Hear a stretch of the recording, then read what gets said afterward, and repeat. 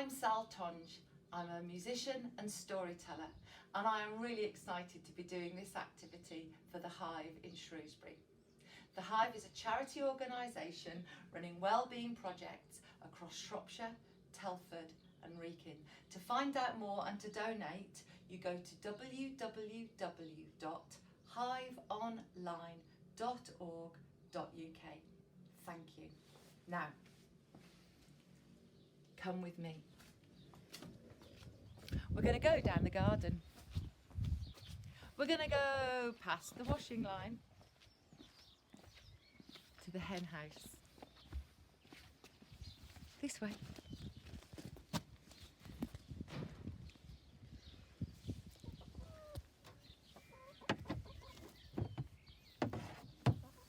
And every morning, my chickens lay for me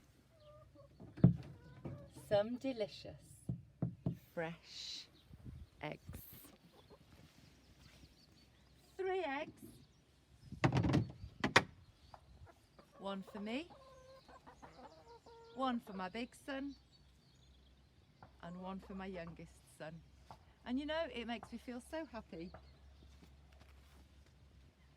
So every day, I have to say thank you to the hens with a song.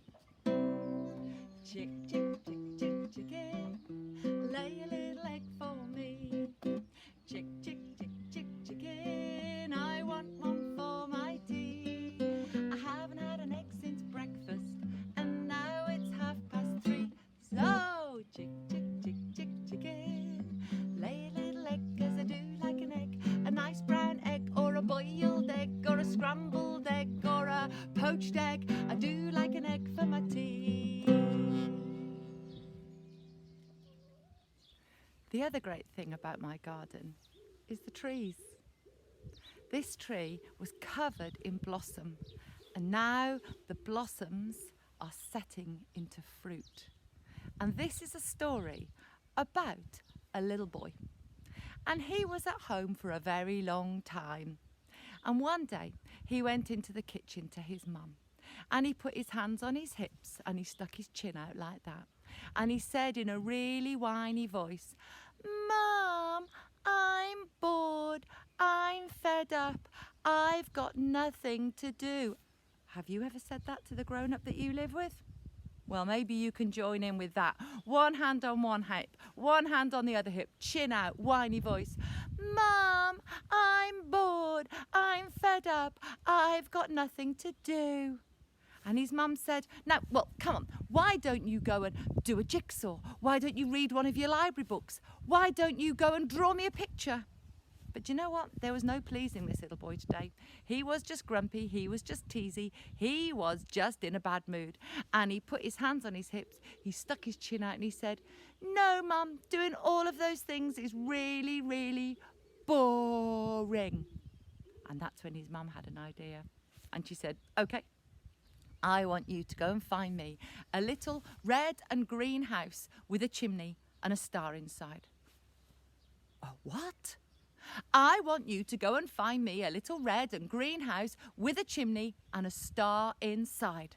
But Mum, you do get houses that can be painted red and green, and, well, you do get houses with chimneys, but where do you get stars? Up in the sky at night. No, come on. "I've got things to do," said his mum. "Off you pop. You find me a little red and green house with a chimney and a star inside." And so the little boy, he started to look. And this is how he looked.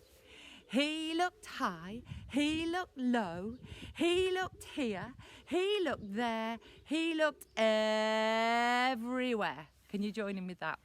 He looked high, he looked low, he looked here, he looked there, he looked everywhere to find a little red and green house with a chimney and a star inside. He looked upstairs and he looked downstairs. He looked in the kitchen, he looked in the bathroom, he looked in the living room, he looked in the dining room, he looked in the utility room, but he couldn't find one anywhere.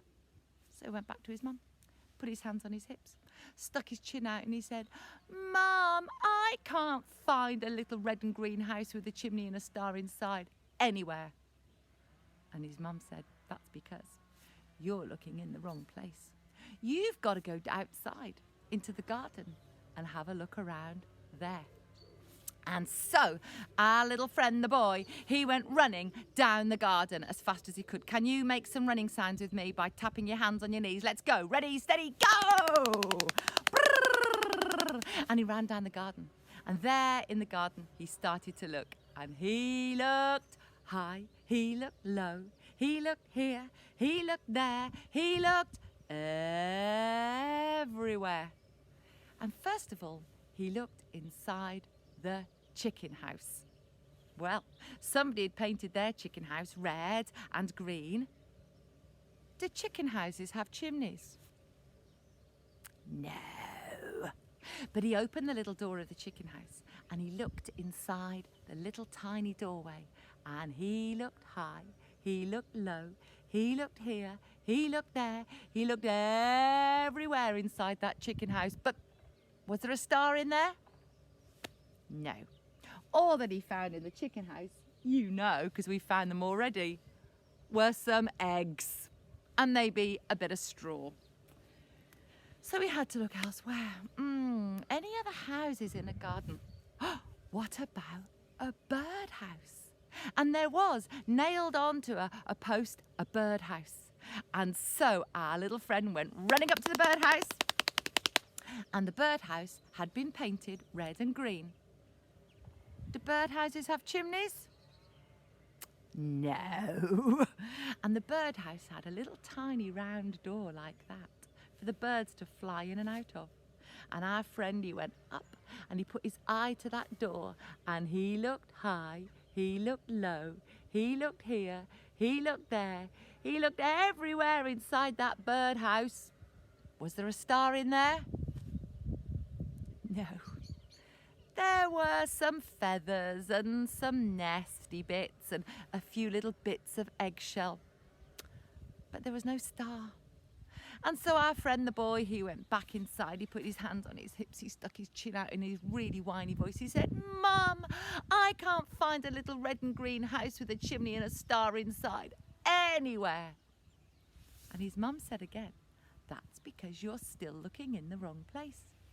Go down to the garden where the tall, tall trees are, and you shall see what you shall see." Well, our friend, the little boy, went running down the garden path one more time. On your marks, get set, go! Right the way down to the garden. And there were the trees. And maybe you can imagine the sorts of trees there were. There were tall, spiky ones.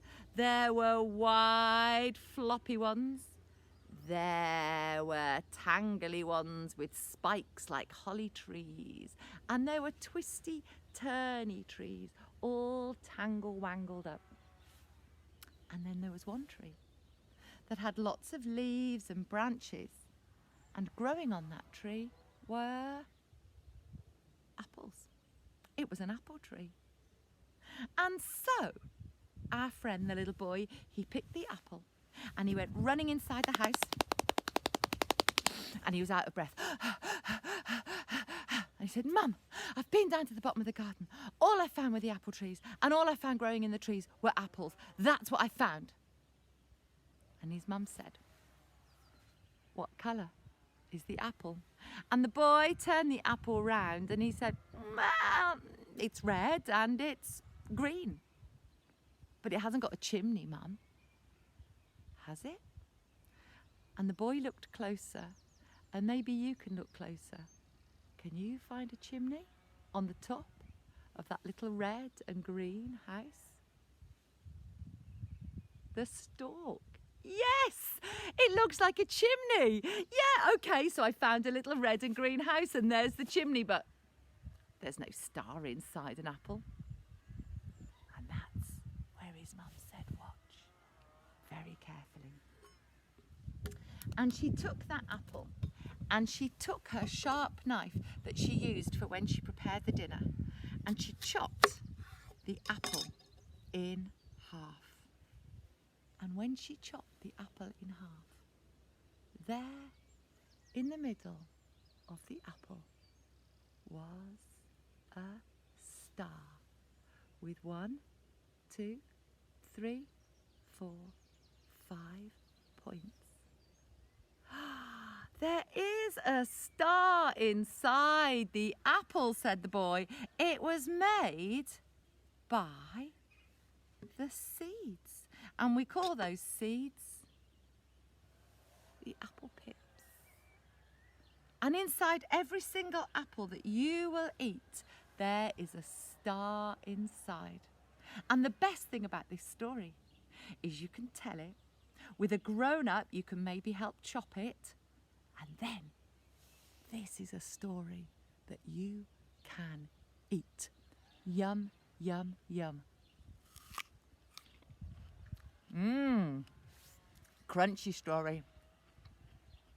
Juicy story. I want this story to go on and on. I had a little apple seed and I put it in the ground. Just squish it down, push it right down into the ground, pat that soil down, give it a drink of water and let the sun smile on it. And when I chanced to look again, pop! A tiny shoot I found. And that little shoot, it grew and it grew until it became an apple tree. And I picked all of the apples and I ate them for my tea. But inside the apple, I found another apple seed. What shall I do with it? I put it in the ground. Oh, squeeze it down. Oh, pat it in. Give it a drink of water. Psh. Let the rain fall on it this time. Pitter patter, pitter patter, pitter patter, pitter patter. Maybe the wind will blow on it. And when I chanced to look again, are you ready? Pop! A tiny shoot I found. And that little shoot, it grew and it grew until it became another apple tree. So what shall I do? I'll pick all of those apples and I'll eat them for my tea. But inside one of the apples, I found another pip.